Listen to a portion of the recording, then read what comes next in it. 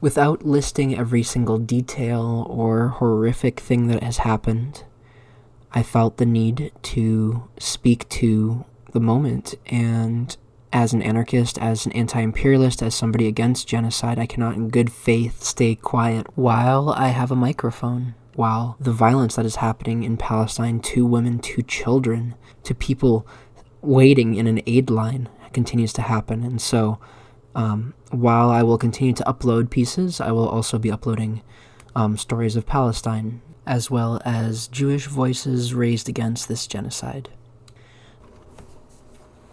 Still Life, Scenes in Gaza Time, written by Atef Abu Saif and translated from Arabic by William Maynard Hutchins. Written originally November 27th, 2006, and published in Writing Palestine. Discovery. He discovered suddenly that Gaza had a sea. A big sea, too. It was blue, like a dark-colored painting, and in the evening the sun resembled a giant orange plunging into the watery abyss as it disappeared into the sea. Similarly, he discovered that a few kilometers from the shore a number of ships rode the waves at the heart of the sea, and that their lights shone by night like street lamps, illuminating a path through the sea. It was unmarked, but afforded him an avenue to see far away. He also discovered that the taxi fare from his home to the sea was merely a shekel, that the distance took 5 minutes by taxi and a quarter of an hour by foot, that the shore was only a few meters from his office, and that if he stood by its window he could imagine full well that he might touch the waves' foam. He discovered that the sweet potato vendor had a horse he would bring to the beach when he called out to customers, some of whom bought from him while others entertained him with their conversations and chatter. Girls, surely no older than 20, discovered their femininity as they stood facing the sea. Their hands tried to catch the breeze as if they were petitioners in some ancient prayer. Youths continued playing despite the darkness which had begun to envelop the sands, which were wet from sipping the waves. The tents and umbrellas dotting the beach were enveloped by the silence of those who had fled the city's din. In his mind's eye, he saw how in his childhood he had waited for the weekend when the whole family went to the shore. His father would have reserved a felucca to carry them over the waves. Then his father would buy a type of sea bream called dinis from fishermen who sat cleaning their nets on the sand after a night at sea. He himself would light the fire that was a precursor to greeting the scent of roasting dinis as it wafted to passerby. Meanwhile, his grandmother, with her own wooden chair, would sit facing the water, looking north, toward that area where she had spent her childhood in another city. Her shadow would stretch along the shore like a thought swimming through her mind. He remembered how he would draw a fat blue line in his school notebook and then scatter yellow butterflies across the surface of the motionless watery depths. He realized that it was no accident that his feet had carried him to the expansive sea. Disengagement. The indolent policeman sat at the street corner of the major intersection where the traffic signal was always on the blink, whether because the electricity was cut, as happened more often than not, the apparatus was malfunctioning, or because the municipal employee had slipped up and forgotten to adjust the control system. There was always a reason.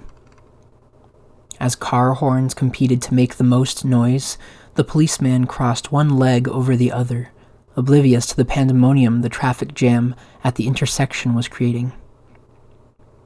3 cars had to collide, and 4 young men and a child had to die before the policeman paid attention, uncrossed his legs, and stood up to direct the traffic, perhaps after it was too late. Some very routine things.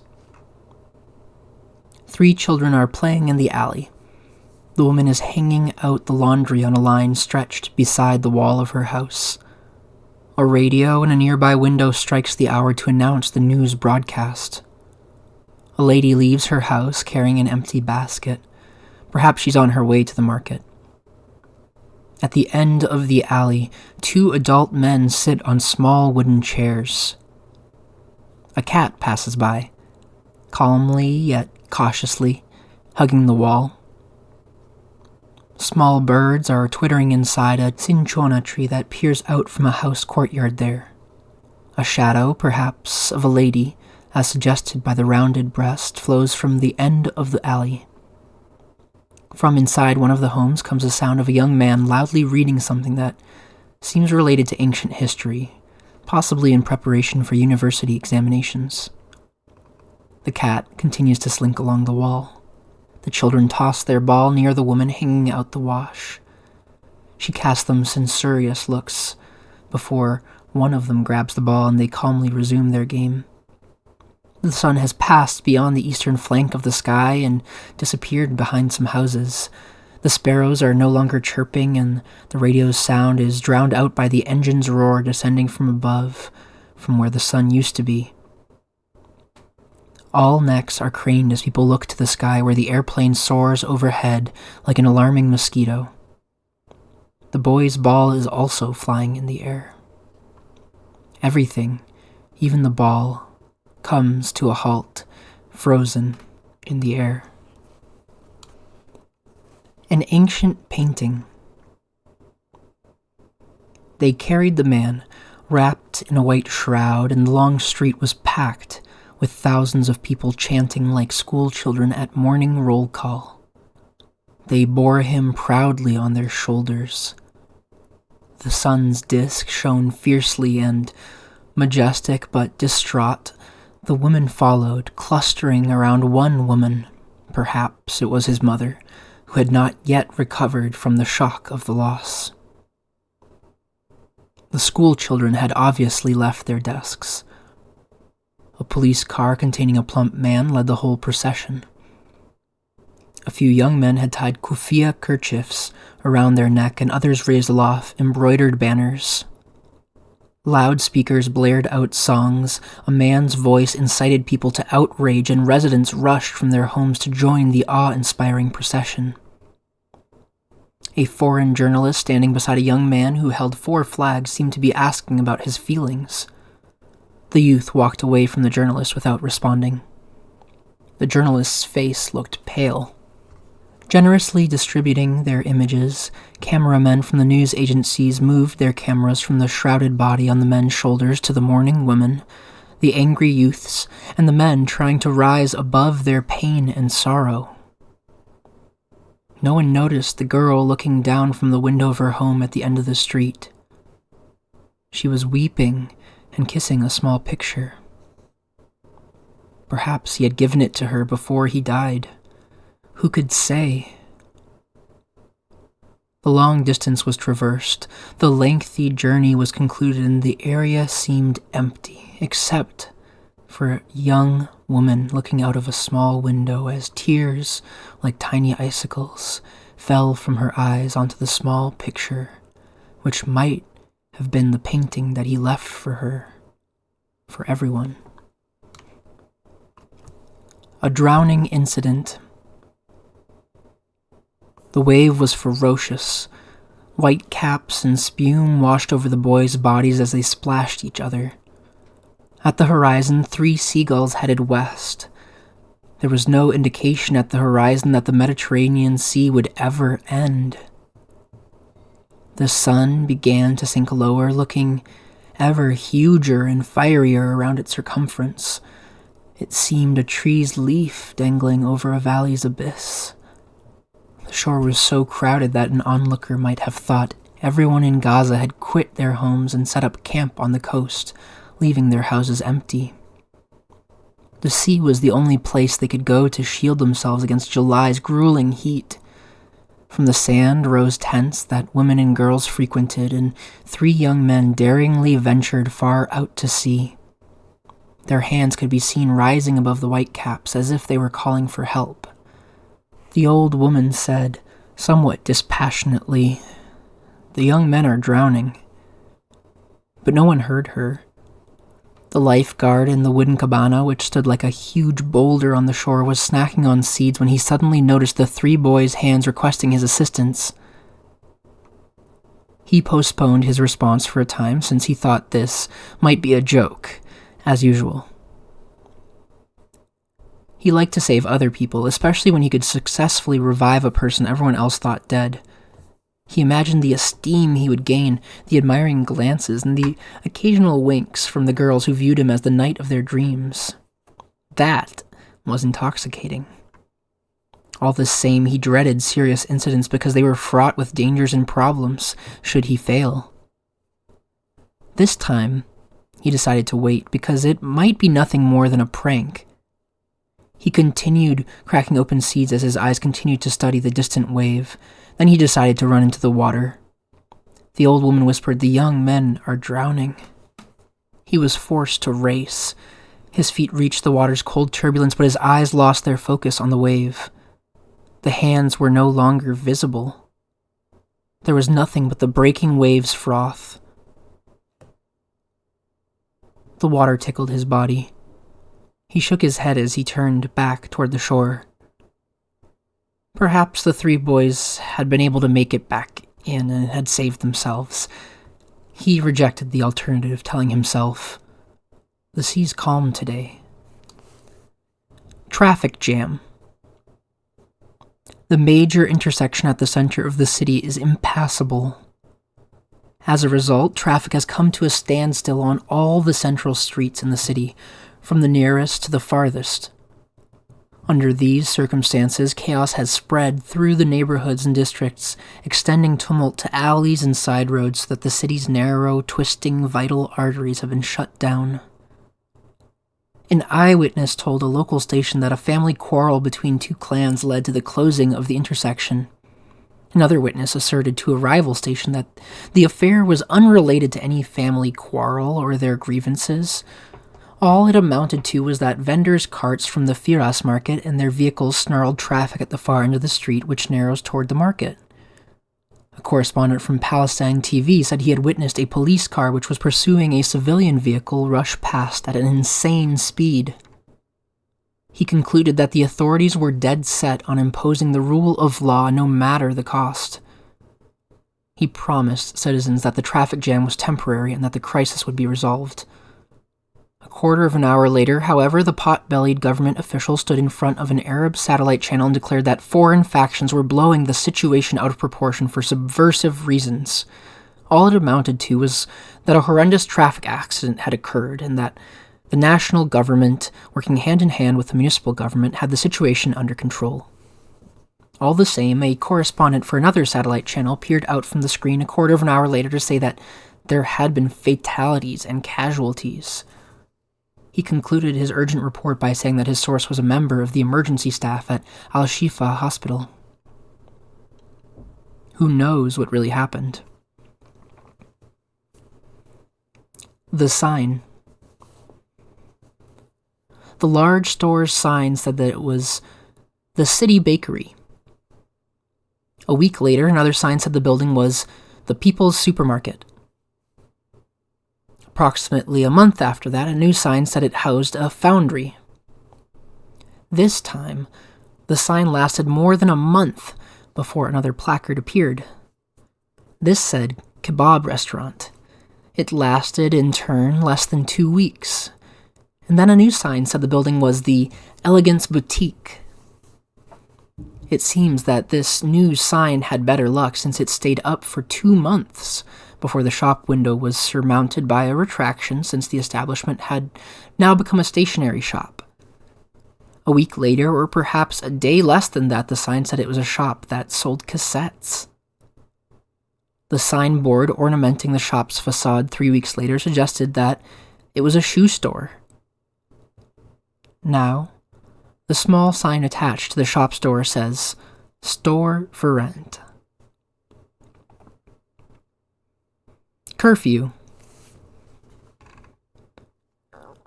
Solitude has taught me to love specific details. Thus, I can report at length about a cup of tea and observe how steam rises from it.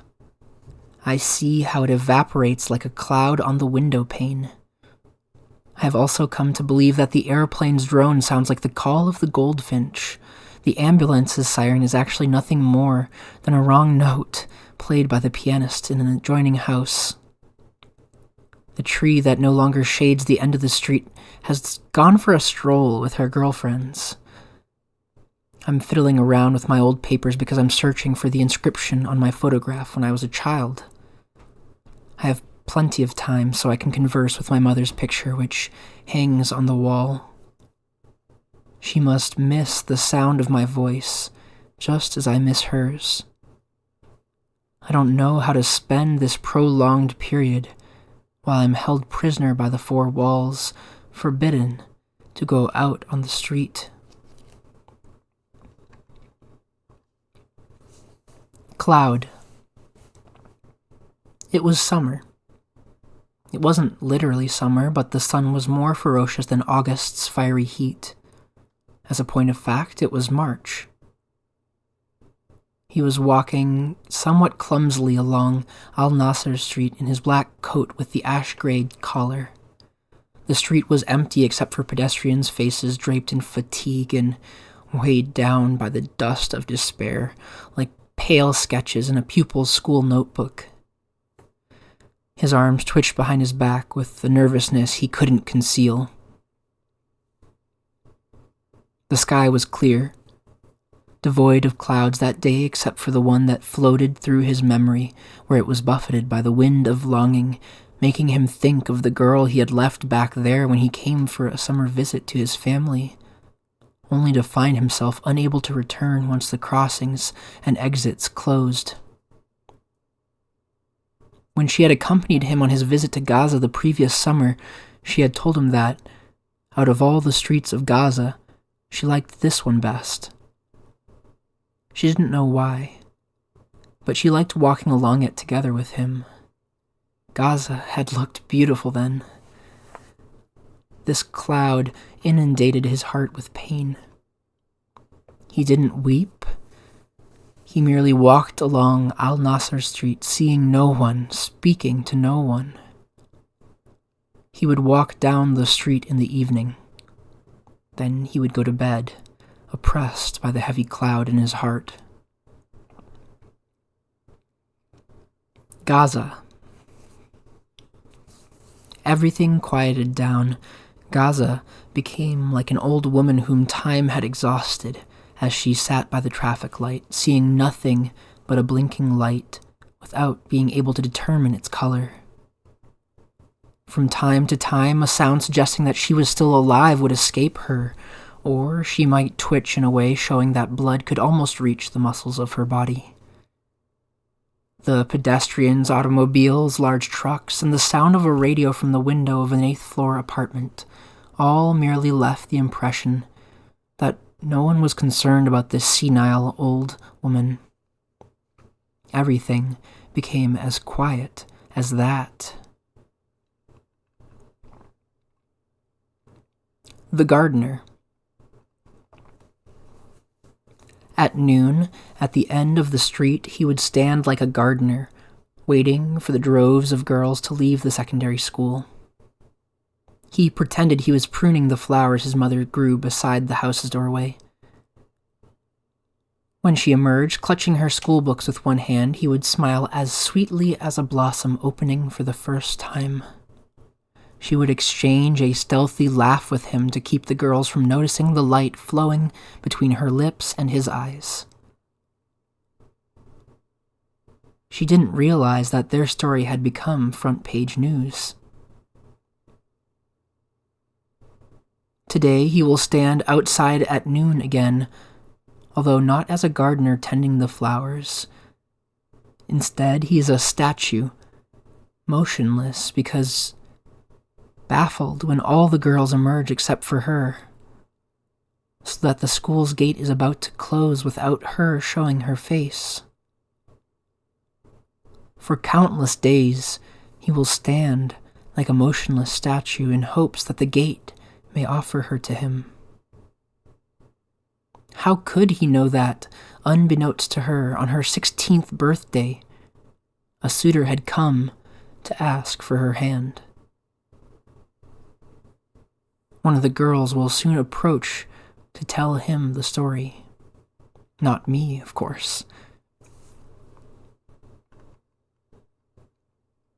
A shadow in the sea. He loved silence so much it seemed his favorite pastime, and when he did open his mouth, he spoke only of his friends who had drowned. For this reason, he loved the sea, because it reminded him of them. He spent half his life sitting on the shore in the evening, positioning a wicker chair to face the water, close enough that his toes could almost touch the waves lapping the beach. No sooner had he finished one cigarette than he rolled another. Each of these brought him a story about one of his friends who had drowned. Whenever the water touched his toes, it excited him and his body trembled with delight. And then his cigarette would drop from his fingers, and he would roll another one. A pedestrian passing by on the street, which was parallel to and elevated slightly above the sea, could see no more of him than a shadow, which ran across the sea, of a man seated in an enormous chair.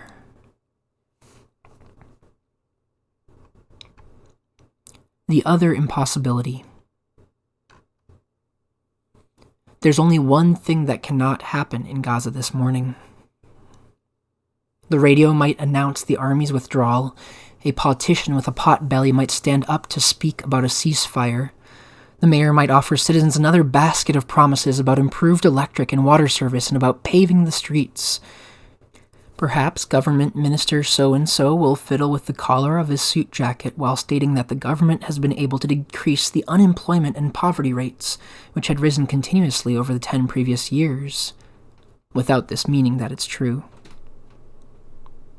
It is also possible that a member of the Legislative Council may appear suddenly in the street, even though the residents of the neighborhood have not seen him except on television, since he collected their votes in the election. Similarly, it is not impossible that the head of a state considered important to Gaza may suddenly come to announce his nation's support for the city's residents' efforts and its understanding of their needs, as well as to make, the check is in the mail of course, a financial contribution to help overcome the crisis. Along with this, it's possible that aircraft will return to strafe the city again, killing tens of people like any other day, and that funerals and processions will begin to tint the city's cheeks once more. But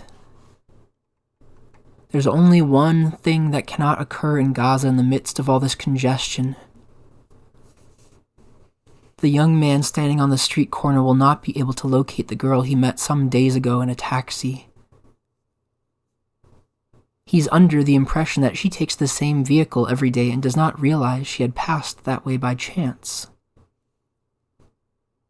How many chance occurrences are we granted in our lives? Attention. He drank his coffee quickly. There was something about the clamor outside the window that suggested the occurrence of an event that deserved his attention. People were shouting many phrases, and he could hear the first word, or perhaps some insignificant word he did not understand, from the middle. He drew closer to the window, coffee cup still in hand, feeling an irrepressible desire to go out on the street.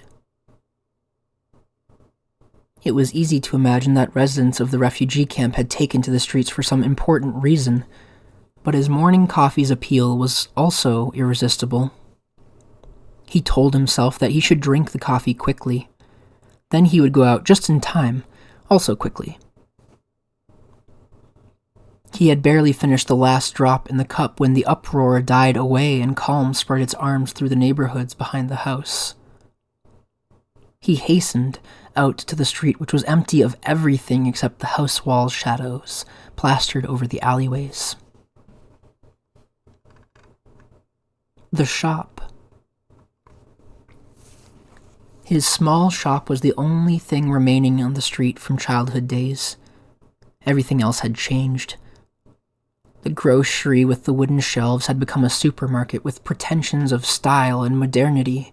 The man who sold packs of cigarettes from a carton now had a wooden stall with enough space for tens of international brands. The abandoned house where we used to play had been reclaimed by an heir who had built a 2-story edifice there. The blacksmith shop had closed because its din annoyed people. Its location housed a furniture store, and another one for computer games. Even the young man who inherited the coffee house from his father had placed 5 computers in a corner, turning it into a quote-unquote net cafe. At his small shop, he sat on the doorstep, repairing stoves and household appliances, accompanied by his steel hammer which tapped like an echo, carrying us back to our childhood. 30 years ago, when I first burst from my mother's arms and began to walk along the streets, I found him sitting there. His mustache has changed color over time, and his hair has become somewhat scraggly. His hands are always busy, and his eyes return the greeting of passerby in the street. The warmth of his eyes' smile varies according to the extent of his familiarity with the person greeting him. He smiles at me with a warmth that reveals a love extending back to my childhood. A normal death. Our elderly neighbor has died. She died this morning. We heard no cry or lamentations emanating from her house. No hearse arrived to carry away her frail body. No wagons from paramilitary associations passed by to announce her death. She simply did not leave her house to sit and gossip with the other women of the neighborhood as she normally did each morning. That sufficed to suggest that she had departed for eternity. She kept warm 3 dreams that never hatched. She dreamed that her only son would be released from prison after 15 years in its dark corridors. She dreamed that her husband, who had disappeared after the war, would suddenly return, even though she had heard nothing from him and did not know whether he was dead or alive. She dreamed that her sister, from whom she had been separated since the catastrophe, would visit her, although she had not seen her for 50 years or more since the fates cast her into the refugee camps in Lebanon. These dreams had not been able to break out of the thick shell of this age. Her married daughter, who lived in Qatar, suggested to her every summer that she should come to visit her, at least for a change of scene. She would always answer the same way. It wouldn't do for your father to return, or for your brother to get out of prison, or for your aunt to visit and not find me home. She died, waiting at home. We did not hear any cry or wail because no one else lived in the house with her. This morning, she merely did not come out to sit by the house's door to chatter with the neighborhood women. She died this morning. The sun did not rise for her. This has been Still Life, Scenes in Gaza Time, written by Atef Abu Saif, originally published in 2006. Translation by William Maynard Hutchins,